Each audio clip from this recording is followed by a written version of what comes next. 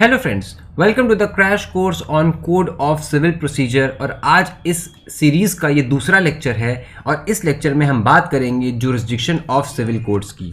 इसके पहले हमने introduction to the code of civil procedure देखा था, तो अगर आपने वो वीडियो नहीं देखा है तो आप उसको हमारे चैनल में जाके देख सकते हैं। तो आइए आज का लेक्चर शुरू करते हैं। सबसे पहले हम ये जानते हैं कि जुरिस्डिक्शन जो है वो उसका मीनिंग क्या होता है। जो टर्म है जुरिस्डिक्शन, इसका मीनिंग क्या होता है। तो अगर हम जुरिस्डिक्शन को इसका ओरिजिन देखें तो ये लैटिन ओरिजिन से है और दो वर्ड्स ज्यूरिस और डिक्टो से मिलकर ये बना हुआ है, जिसका मतलब होता है I speak by the law. Specifically जो टर्म जुरिस्डिक्शन है वो कहीं भी किसी भी कोड में डिफाइन नहीं हुआ है, सीपीसी की बात नहीं कर रहे हैं, कहीं पे भी ये डिफाइन नहीं है। हाउएवर अगर जनरल सेंस की बात करें तो जुरिस्डिक्शन क्या होती है, इट इज द अथॉरिटी और पावर जो कोर्ट के पास होती है, जिससे कोर्ट किसी भी मैटर को डिसाइड करने में सक्षम बनता है। ओके, तो अथॉरिटी और power which a court has in order to decide upon the matters that are litigated before it and issue decree and order regarding the same. और उन्हीं मैटर्स में वो उसके पास पावर है किसकी, डिक्री और ऑर्डर को जारी करने की। तो इसी चीज को कहा जाता है कि कोर्ट के पास क्या है, जुरिस्डिक्शन है।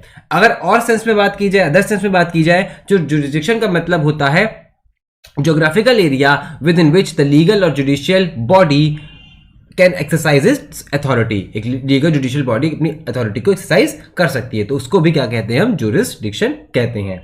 एक केस था official trustee versus Sachindra Nath, जहां पे कहा गया था कि jurisdiction must not only include power to hear, केवल पावर टू हियर नहीं होती jurisdiction, but also the authority to hear and decide upon the question at issue presented before it and accordingly take steps to resolve the particular dispute that has arisen between the parties. Okay, तो अगर हम nutshell में बात करें, ठीक है, तो क्या बोला जाएगा, तो जुरिस्डिक्शन क्या होती है, जुरिस्डिक्शन होती है अथॉरिटी, पावर और competency of the court to deal with the matters that are placed before it, and in order to exercise the jurisdiction, the existence of jurisdiction is prerequisite, otherwise the decree passed by a court would be construed as null and void।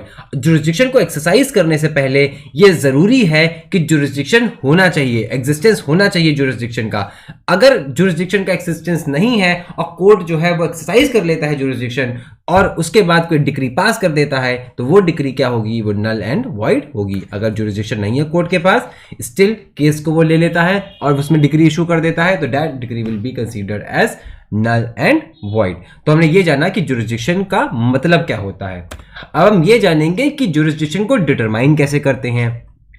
तो ये well settled principal है कि jurisdiction determine किया जाता है on the basis of the plaint. जो plaintiff present करता है उसमें जो एवरमेंट्स वो करता है, ठीक है, जो एवरमेंट्स वो करता है उसके बेसिस पे डिसाइड किया जाता है कि जुरिस्डिक्शन है कोर्ट के पास या फिर नहीं है। तो jurisdiction of a court should normally be decided on the basis of the case put forward by the plaintiff in his plaint and not by the defendant in his written statement। defendant के case से नहीं, plaintiff के case से decide होगा कि jurisdiction court के पास है या फिर नहीं है। लेकिन एक बात यहाँ पे ध्यान देने वाली है कि अगर किसी कोर्ट के पास पावर नहीं है किसी केस को सुनने की, तो प्लेंटिफ अपनी प्लेंट से ऐसा नहीं कर सकता कि उस कोर्ट के ऊपर कन्फर कर दे जुरिस्डिक्शन। ओके, जुरिस्डिक्शन को कन्फर करने की पावर और जुरिस्डिक्शन को लेने की पावर केवल पार्लियामेंट के पास होती है, वो किसी और के पास नहीं होती है। हाँ, डिटरमाइन कैसे किया जाएगा जुरिस्डिक्शन, ये प्लेंट के बेसिस पे होता है कि प्लेंट में जो उसने अमेंडमेंट्स किए हैं उसके बेसिस पे ये देख लिया जाएगा कि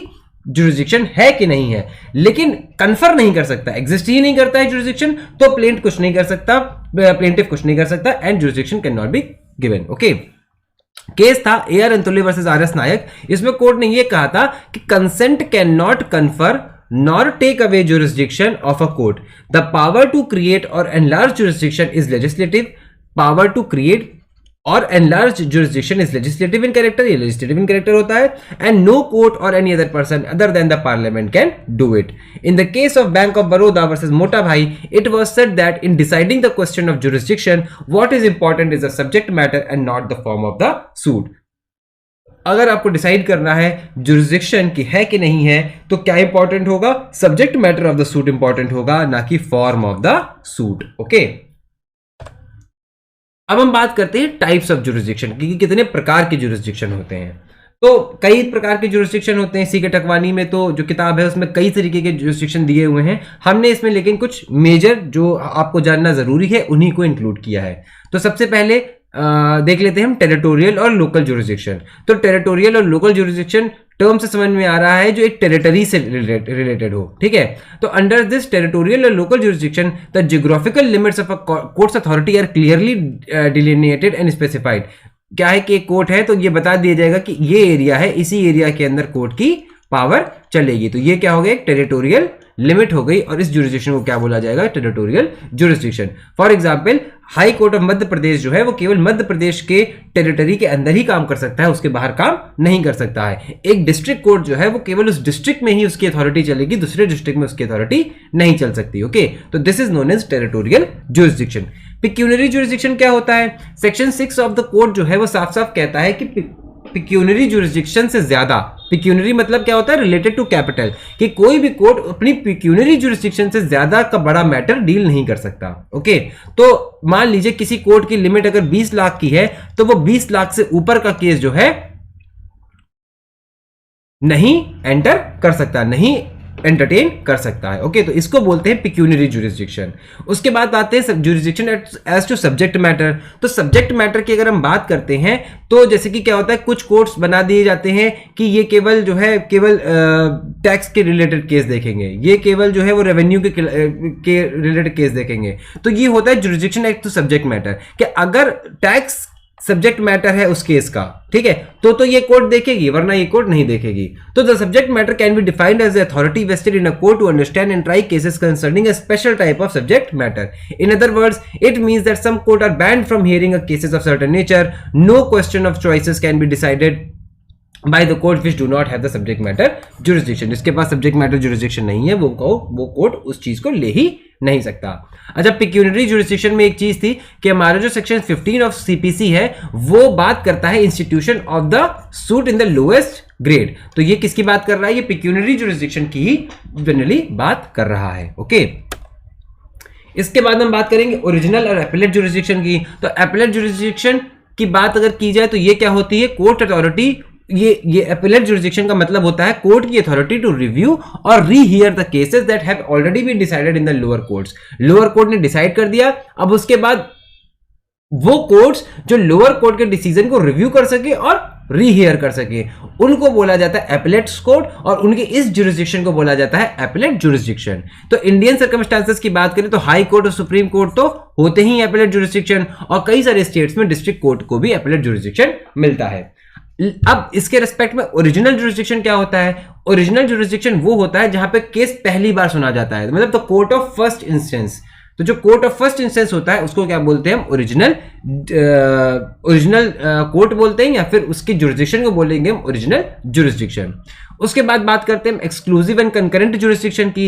एक्सक्लूसिव जुरिस्डिक्शन वो होता है जहां पे केवल एक ही कोर्ट जो है उसका संज्ञान ले सकती है, दूसरी कोर्ट संज्ञान नहीं ले सकती। वाइल कंकरेंट जुरिस्डिक्शन वो होता है जिस सब्जेक्ट मैटर पे एक से ज्यादा कोर्ट संज्ञान ले सकती हैं, और उन सब कोर्ट का जो जुरिस्डिक्शन है वो क्या है, कंकरेंट है, एक साथ है, किसी भी कोर्ट में आप जा सकते हो। ओके, उसके बाद हम बात करेंगे जनरल और स्पेशल जुरिस्डिक्शन की। तो general jurisdiction means that the general courts do not limit themselves to hearing only one type of cases. मतलब यहां पे जो है हर तरीके का केस सुना जा सकता है, और स्पेशल जुरिस्डिक्शन में केवल एक स्पेशल तरीका केस सुना जा सकता है। ओके, तो इसको लिमिटेड जुरिस्डिक्शन भी कहा जा सकता है। ओके, अब हम बात करते हैं लास्ट में जुरिस्डिक्शन ऑफ फॉरेन कोर्ट्स की, कि फॉरेन कोर्ट्स का जुरिस्डिक्शन क्या होता है।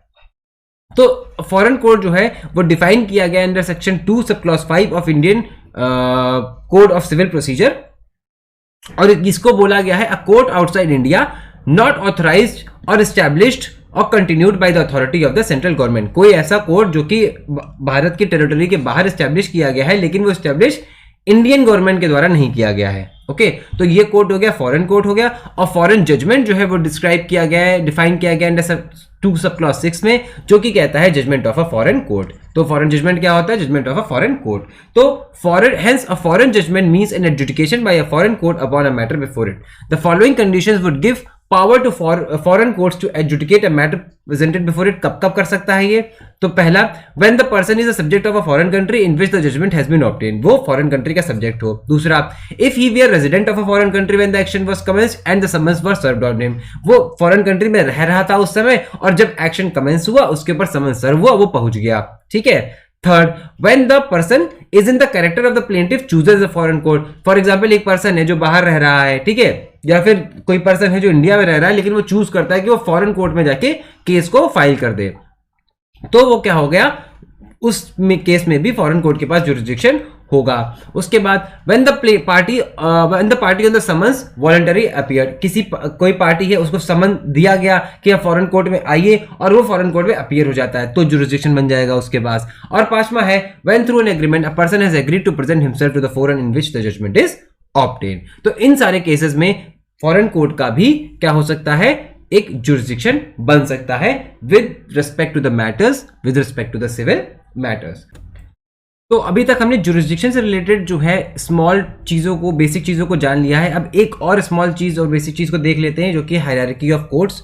ओके, तो सेक्शन 3 जो है वो हमारा बात करता है सबऑर्डिनेशन ऑफ कोर्ट की। ये कहता है for the purposes of this code the district court is subordinate to the high court, district court high court के सबऑर्डिनेट होगा, और every civil court of grade inferior to that of district court and every court of small causes is subordinate to the high court and district court।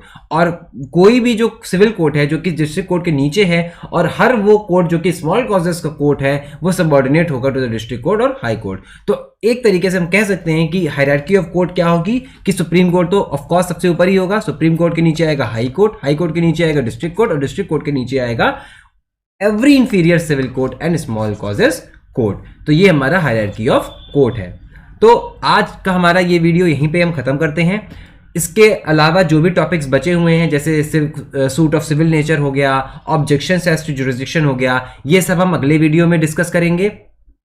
अगर आपको ये video हमारा पसंद आया हो तो इसको आप लाइक कीजिए, चैनल को हमारे सब्सक्राइब कीजिए। अगर आपको और सब्जेक्ट्स कुछ पढ़ने हो जैसे कि एविडेंस एक्ट हो गया या फिर कॉन्ट्रैक्ट एक्ट हो गया तो उसके वीडियोस हमारे चैनल पे पड़े हुए हैं, आप उनको जाके देख सकते हैं। अगली बार जब हम आपसे मिलेंगे तब तक के लिए thank you and happy learning.